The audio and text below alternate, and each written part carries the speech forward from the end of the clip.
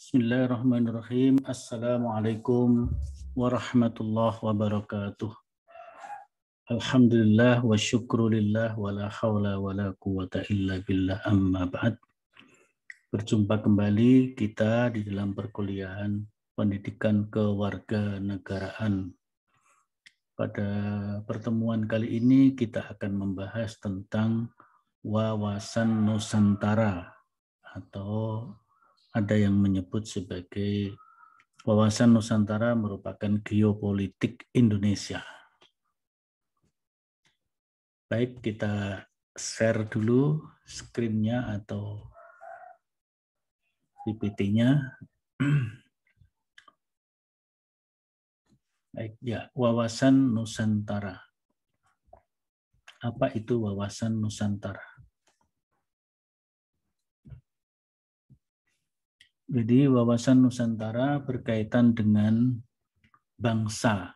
Bangsa kita, bangsa Indonesia, berhubungan dengan cita-cita nasional kita, yaitu kemerdekaan yang hakiki, adil dan makmur, sejahtera bagi rakyatnya, dan seterusnya, dan juga menuju tujuan nasional. Ya, tujuan nasional.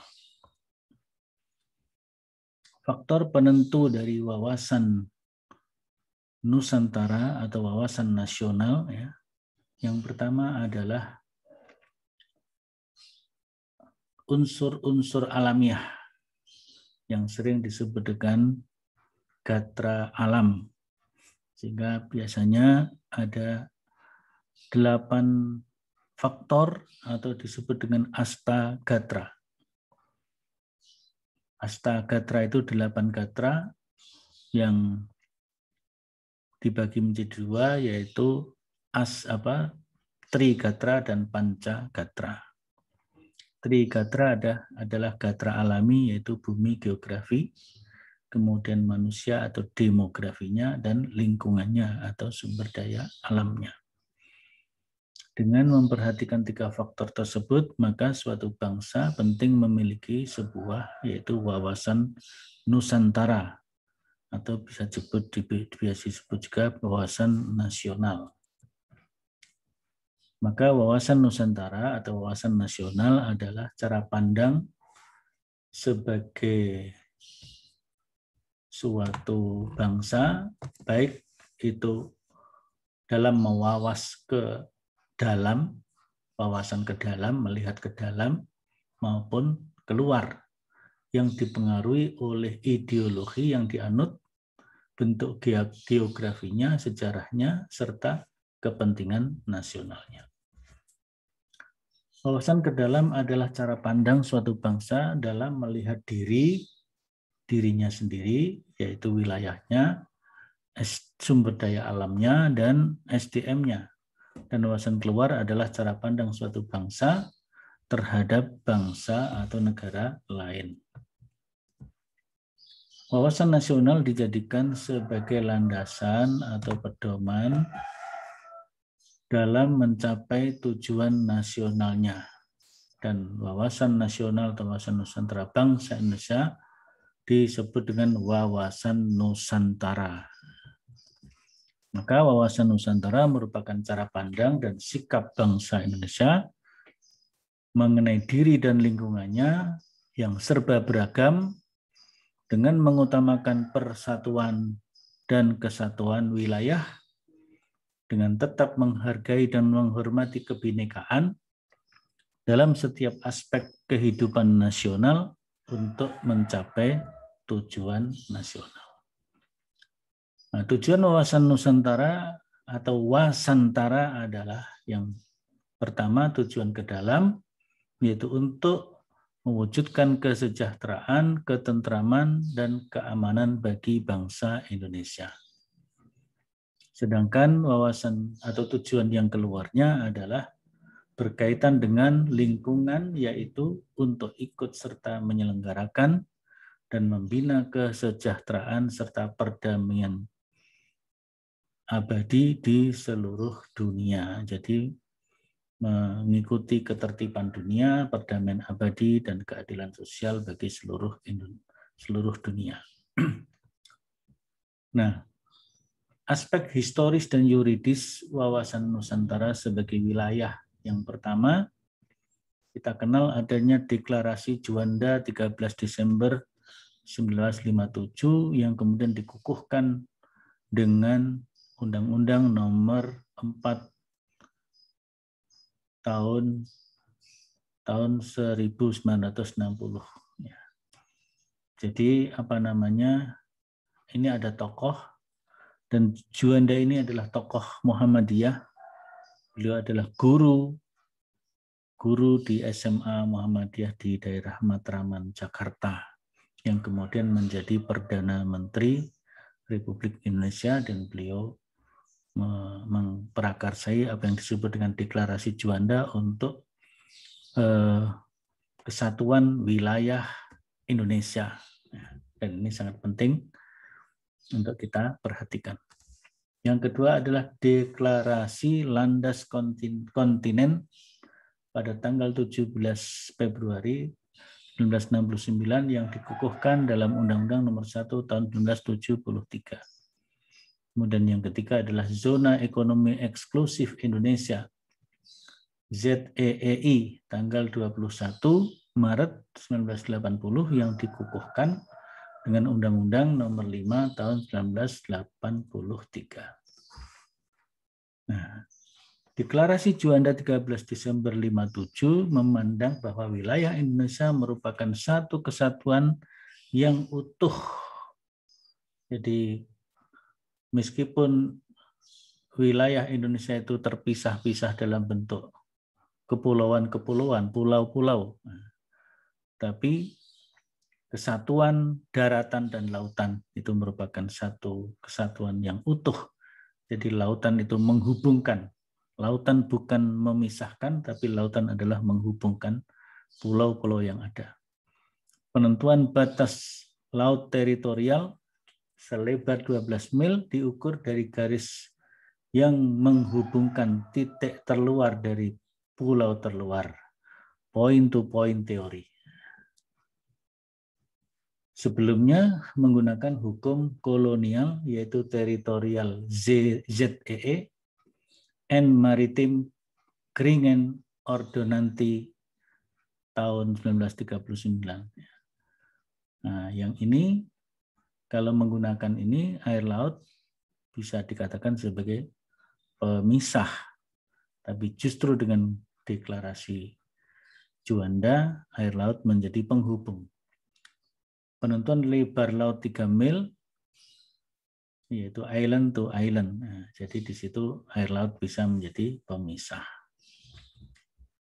Nah, dengan Deklarasi Juanda yang dikukuhkan peraturan pemerintah nomor 4 tahun 1960 tentang perairan Indonesia yang kemudian menjadi Undang-Undang nomor 4 tahun 60, ini Perpu, peraturan pemerintah pengganti undang-undang menjadi undang-undang, ya. Maka laut menjadi penghubung, ya, bukan menjadi pemisah. Kemudian deklarasi yang berikutnya yaitu untuk mengamankan sumber daya alam. Ini deklarasi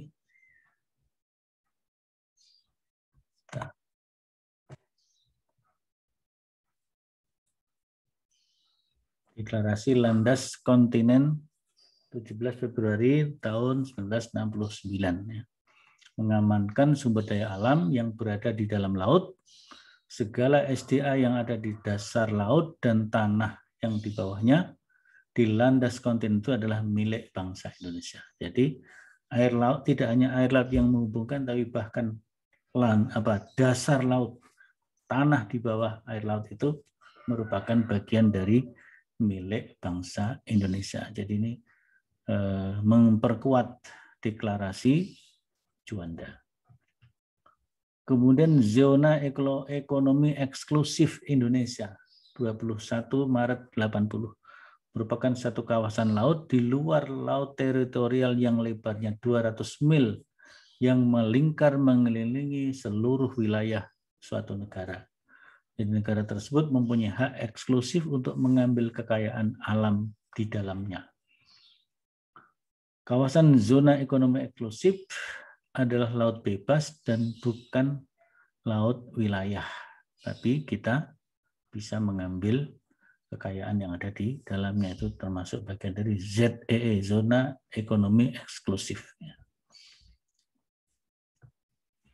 Berikutnya, dalam TAP MPR tahun 73 nomor 4 tentang GBHN Wasantara dirumuskan sebagai konsepsi kesatuan politik, kesatuan budaya, kesatuan ekonomi, dan kesatuan hankam. Nah, jadi wawasan Nusantara maka disebut juga sebagai geopolitik itu karena memiliki konsepsi tentang kesatuan politik, kesatuan sosial budaya, dengan berbagai kebinekaan yang adanya, kebinekaan yang ada di dalamnya, kesatuan ekonomi, potensi-potensi ekonomi menjadi satu kesatuan, dan juga kesatuan pertahanan dan keamanan.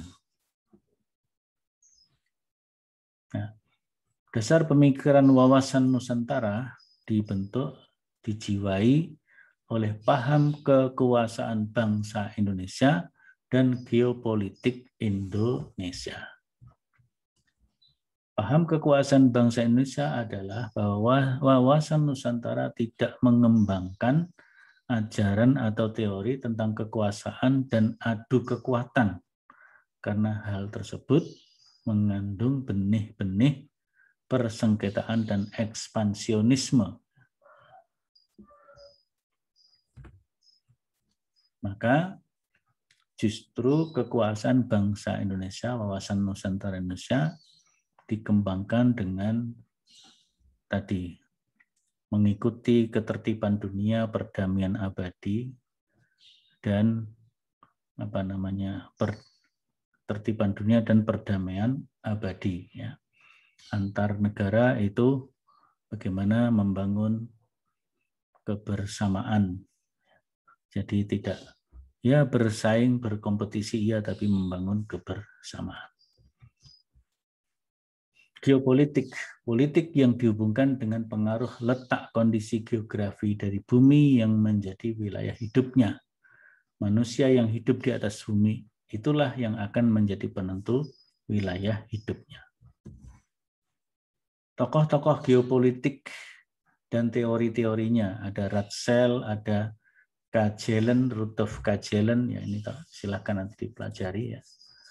Kemudian kalau Indonesia mengikuti teori bahwa geopolitik Indonesia merupakan kebijaksanaan dalam rangka mencapai tujuan nasional dengan memanfaatkan keuntungan letak dan kondisi geografi negara.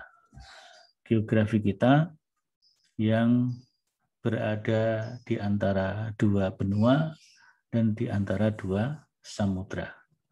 Jadi di antara dua samudra yang menghubungkan dua benua. Nah, karena dengan bahasa menghubungkan berarti Indonesia secara proaktif membangun hubungan yang damai dengan negara-negara sekitar. Jadi tidak mengedepankan tadi untuk ekspansionis tidak ya. Tapi bagaimana tetap mempertahankan wilayah kenegaraan yang sudah disepakati secara internasional.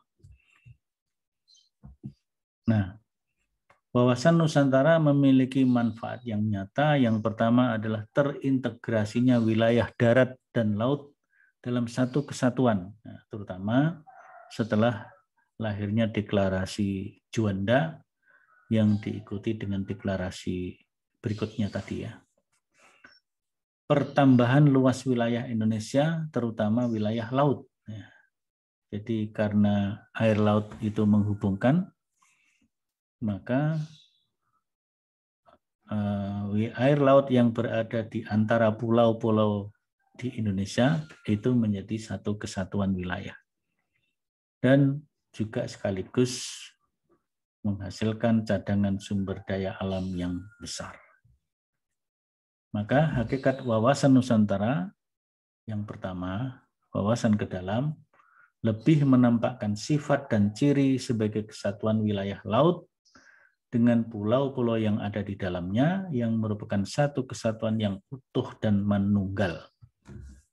Keluar, wawasan Nusantara terletak di antara dua samudra dan dua benua, berada pada posisi silang yang sangat strategis.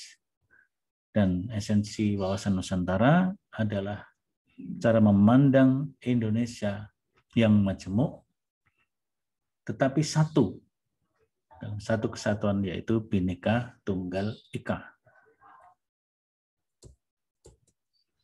Itulah pokok-pokok dari wawasan Nusantara. Maka yang akan menjadi tugas saudara, dan saudara silahkan memilih salah satu dari tugas tersebut, yaitu yang pertama, apa itu hakikat wawasan Nusantara dan geopolitik Indonesia. Apa itu hakikat wawasan Nusantara dan geopolitik Indonesia, termasuk unsur-unsurnya ya. Silahkan nanti diuraikan. Pilihan yang kedua, apa itu posisi strategis dari deklarasi Juanda. Ini yang pertama, ini deklarasi Juanda. Anda berikan penjelasan deklarasi Juanda, historisnya, yuridisnya, kemudian impact-nya ya, impact faktornya ya, atau implikasi deklarasi Juanda terhadap wilayah negara Republik Indonesia. Kemudian yang berikutnya adalah deklarasi Landas Kontinen 17 Februari 69. Ini yang ketiga ya. Yang pertama tadi, apa itu hakikat wawasan Nusantara dan geopolitik Indonesia. Yang kedua, bagaimana posisi strategis, yuridis, dan historis dari deklarasi Juanda. Dan yang ketiga adalah deklarasi Landas Kontinen 17 Februari 69 yang menguatkan deklarasi Juanda. Dan yang terakhir adalah Zona Ekonomi Eksklusif 21 Maret 1980. Apa itu ya? Silahkan Anda berikan penjelasan. Anda boleh milih salah satu ya. Salah satu, apakah pengertian umum tentang wawasan Nusantara dan geopolitik, atau yang kedua, arti penting dan urgensi dari deklarasi Juanda, dan yang ketiga adalah arti penting dari deklarasi Landas Kontinen 69 dan juga tentang Zona Ekonomi Eksklusif Indonesia 21 Maret 1980. Silakan itu Anda pilih salah satu untuk Anda berikan penjelasan dengan penjelasan yang singkat dalam bentuk PowerPoint dan dicukupkan hanya 3-5 slide saja.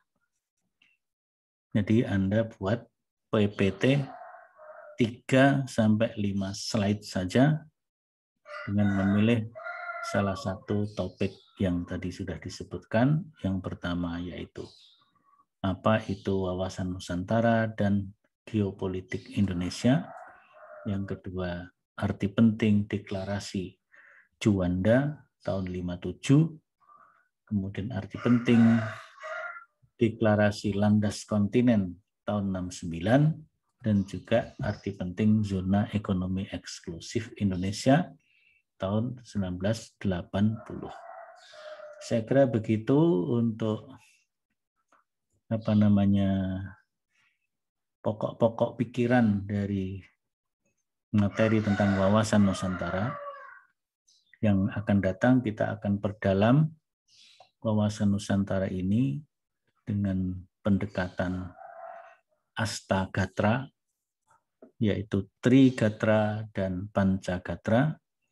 Kemudian dalam konteks kalau sekarang ini adalah geopolitik, maka yang akan datang adalah geostrategi.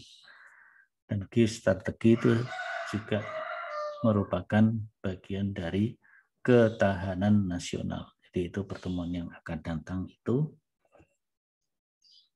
Nah, kemungkinan setelah itu kita pertemuan yang terakhir ya. Jadi ini pertemuan yang ke-11 kalau tidak salah, kemudian di 12, 13, 14 selesai. Setelah selesai, kalau masih ada waktu-waktu pertemuan ya sudah itu digunakan untuk belajar secara mandiri. Artinya pertemuan sudah selesai, kita tinggal menunggu saat ujian akhir semester atau mungkin nanti kita gunakan untuk satu tatap muka untuk latihan UAS ya, latihan ujian akhir semester secara online juga. Baik, saya kira begitu. Terima kasih. Nasrum minallahi wa fathun qarib wa basyiril mu'minin. Wassalamualaikum warahmatullahi wabarakatuh.